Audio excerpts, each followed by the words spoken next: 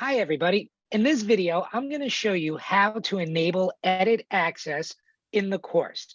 This will allow you to duplicate assignments, customize our assignments, add assessments to it, add other assignments to the course. It gives you total access to do whatever you would like to with our course. Now, the one thing I would like to say right off the bat is you don't need to do any of this. You don't need to enable edit access. You can just use our course the way that it's designed and just do our assignments in the order they are. But I know a lot of teachers would like to customize the course, so let me show you how you do it. So the first thing you'll notice is when you click on edit assignments, it's locked and you need a special password in order to access the edit assignment tab. Now, the password is edit UTeach, one word with a capital U and a capital T. So that is the password in order to enable edit access. So let me type that in. And then you see when I click unlock, that's it. I now have edit access to the course. There isn't any special music, no special blinking lights. You now have edit access. So couple of things. Right off the bat, you'll notice that you can now add assignments to each module. There's a little blue add assignment button at the bottom of the screen. And if you click on it, you can choose an assignment that's you create yourself or an existing project. So that's one thing that you're going to be able to do. You'll be able to add assignments to the course. Now, what I want to start off is explaining to you how you should edit the assignments that we already include in the course. So for example, let's use our encryption assignment 1.4. Let's say you want to actually edit it. Well, the one thing I will tell you is never edit the assignment directly. Always duplicate the assignment and then edit the duplicate. And here's why. Because if you pull any changes at any time during the school year to an assignment, it'll override any changes that you made to that assignment. So let's say, you make a lot of assignments to changes to assignment 1.4, you add like 20 multiple choice questions to it, you edit the text that we have. If we then update that assignment with say, I don't know, maybe someone found the typo and we just updated, and you pull that change, it wipes out everything you did. So don't ever do anything to one of our assignments, simply duplicate it. And let me show you how you do that. I come to assignment 1.4 and I click on this icon right here and it duplicates it. And now I can say something like draft 1.4. And now this is where I actually want to start to do my editing to that assignment. So now you see there's a new assignment that appeared, draft 1.4. And now I'm going to click this open, and this is where I'm going to teach you all about what the settings are, how to edit an assignment, and what you need to do. So as you can see, it's the same exact assignment as the original 1.4. And in the top right corner here, there's a green publish button. That's important. While you're editing an assignment, nothing gets pushed or nothing is real until you hit that green publish button. So it's not like I start editing it here and then all of a sudden in my students' courses, everything looks different. No, you need to hit the green publish button for that to happen. So the first thing is now that you have edit access, you already know about the gearbox, you know about this, you know how to access pages, you know how to scroll through the assignment, but now we have this edit pencil. And in edit an assignment, it's very simple. You just click on the edit pencil. Now, you're going to want to then click over here and toggle on split view. Now this makes a lot more sense. So what you're looking at on the right-hand side is what the final result is. And on the left-hand side of the screen, this is called Markdown. It's a computing language that's used in Codio. And as you scroll through it, you can see, here, I want to open something up in the right panel. So this is the part of code I would have to add to it. Now, Markdown used to be a lot of work to learn how to use it. But the good thing is that we now have this toolbar up here, which allows us to just edit things like we're used to, and it'll do the Markdown language for us. So let's take a look here. It says, for more than 3 millennia, humans have sought ways. So that's right over here. Well, let's say I wanted to, make this a bold paragraph. I can simply highlight my text over here and then click bold. Now notice, it's bold over here now. Now in Markdown language, in order to bold something, you need to put 2 asterisks before and after what you want to bold. But thanks to this toolbar, you don't need to know how to do that. Makes it so much easier. I mean, we have the hyperlink over here. If you need to link to something, so I can just highlight this, click on the link, paste a URL over here, and then I can, and let's just do this, google.com. And you know what? We're going to do HTTP. Okay, there you go. So, it now has turned this into a link to go to google.com, but I didn't have to do any of this. It does it automatically. So this is how you're able to edit the text that we have here. You could do whatever you want to the assignment, okay? You could delete stuff out, add your own spin onto it. So that's the first thing, Markdown, the language used to make our assignments. Now, as I scroll down more, all right, and I go to the next page, eventually we're going to get to some assessment questions. Okay, look on the right-hand side of the screen here. Now, assessment questions are actually designed up here in the assessment tab. And then you just get to insert them here into the Markdown language anywhere you want to in your assignment. So let's just quickly take a look at assessment since I have it open. Now, when I click on the assessment tab, here's all the assessments that I can add to it. I can create multiple choice questions, Parsons puzzles, fill in the blanks. But if I want to look at the questions that UTeach already added to the assignments, I click on View Existing Assessments. And now here's all the assessments from this assignment and how much points each one is worth. So let's just click on this first one. This is a fill in the blank question because I want you to see how a fill in the blank question works. So each question has the general, execution, grading, metadata, and files tab. So if you look here on the general, you're going to have to name your questions, but you don't have to show the name. I don't like to show the name. Now, the execution is pretty easy. You put in the statement with the answer, and whatever the answer is, you just put a triple less than and triple greater than around it. Now, grading, this is where you can adjust what we've already done. UTeach is easy. Questions are worth 2 points. They get 1 attempt, and then we show the rationale after that 1 attempt. But here, this tab allows you to customize it. You can make the points different. You can allow partial points. You can give them more than 1 attempt, maybe 2, 3, whatever your teaching style is. You could show the rationale, never, after a certain number of attempts, when the score is greater than a certain percentage, and then you can put the rationale right here. Don't worry about metadata and files right now. You can learn more about metadata and files on your own.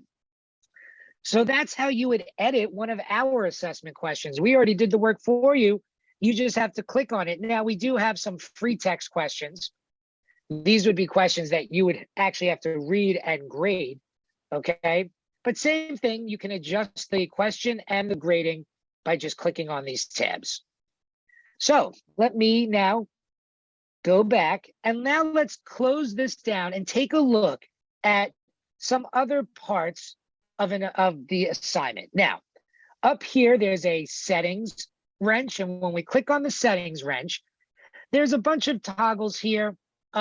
I don't recommend you messing around with these toggles. In our course, even if you just duplicate an assignment, everything is set for you. But if you'd like to learn more about this, access Codio's documentation on the settings of an assignment.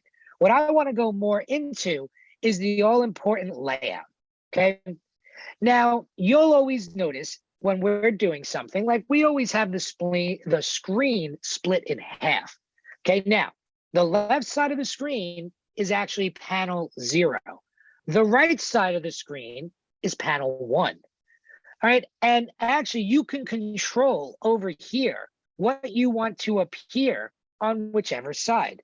So you'll notice over here, we always say that UTeach, our guide is going to be on the left. What that means is our textbook, our student assignment, our content is always going to be on the left side of the screen, panel 0. Now the right side, that's panel 1. It's the other side of the screen. That you can control right over here. Let's say you want to, put your own website to open on the right side of the screen. Maybe you want to link to a file, a document. You can do that all right here. This right now is opening up to a preview of this website, but it doesn't have to do that. I can open up a terminal window if I'm doing straight coding. I can open up a file that's in this file tree over here. So that's a way to edit like our layout. You use this layout and then you can pick what you want on the left and the right side of the screen. And let me demo that for you. So right now, let's go back to the screen before this assessments. And you'll notice that when I actually have the assignment open, we have this UTeach logo on the right-hand side and the student content on the left. All right, well, let me show you how that works. You'll notice when you're in edit mode, we have a file tree, and you've already seen this file tree when you're in the teacher lesson plans. This is where everything for the lesson is saved. It's like its own little personal Google Drive for each assignment. Now, UTeach, we always put our pictures in the same place. In our guide folder, there's an image folder. It's called IMG. And this is where we keep our UTeach logo, the cartoon for this. So this is where we keep our images. Now, let's say I want to add my own image to this assignment, to the actual panel. Well, this is how simple it is to do, okay? Now, I'm going to drag and drop a photograph on the left-hand side of the screen into the file tree, okay? So let me do that right now, because that's how easy it is to add stuff to the file tree. All you have to do is drag and drop. So I'm taking a picture from the movie Billy Madison, and I drag and dropped it. It says it uploaded that to my file tree, and you can see it right here, Billy JPEG. Now, I'm a stickler. I like to keep all my photos where UTeach tells me in this image folder. So I'm going to put that right over there. So now this is the best part. Let's say instead of having that UTeach logo, I want to take this Billy Madison picture and swap it out. Very simple. I would just click on my layout. Look, what is going to appear in panel 1, which is the right side of the screen? The UTeach logo. Where is it located? In my guides folder / image folder. Well, all I would have to do, since everything else in the pathway is correct, is just type in the file that I wanted to open up, which is Billy JPEG. All right, and now when I click Save and Close Settings, and I preview my assignment, now there's Billy Madison instead of seeing the UTeach logo. So that's a good demo of the file tree, how to add your own stuff to it, and then use that stuff in the assignment. This doesn't have to be a picture of Billy Madison. This could be a slide deck from a presentation that you're using that's not UTeach, and you can link to that, drag and drop it in your file tree, and that's what you would want to open, a file in panel number 1, which is a slide deck. And then you can just collapse the screen down over here, and you would have the whole screen to use. So these are some of the features of edit and being able to duplicate assignments. Now, remember, nothing is real till I click the green publish button right up in the corner of the screen.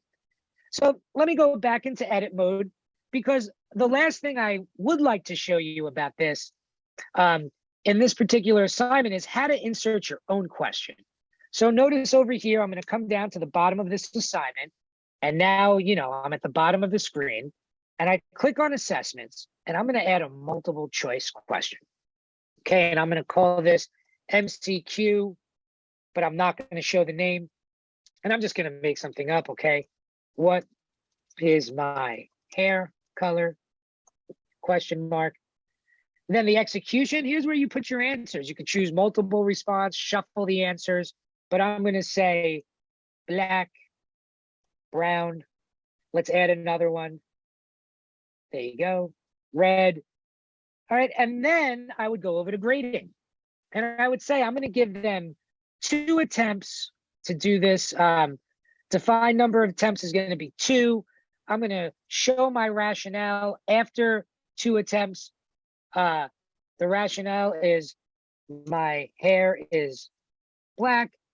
All right, and then if I wanted to, I can click on metadata and I can add Bloom's levels of understanding to this. I could add learning objectives. I can tag stuff, but I just don't want to. And then remember I put my Billy Madison picture up in here. Well, you can actually use anything in here in a question simply by clicking on files and then choosing what you would like to use in the question. So I go back to execution. I now click create. And now notice over here, it says check it. You made a question, an assessment question.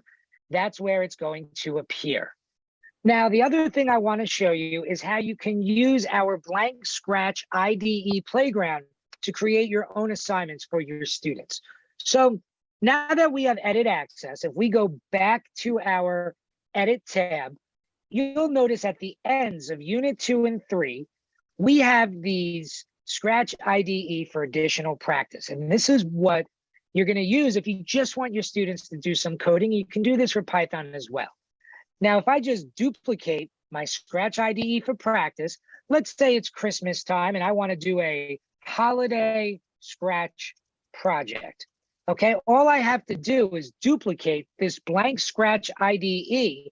And now this is going to give me my Scratch interface on the right.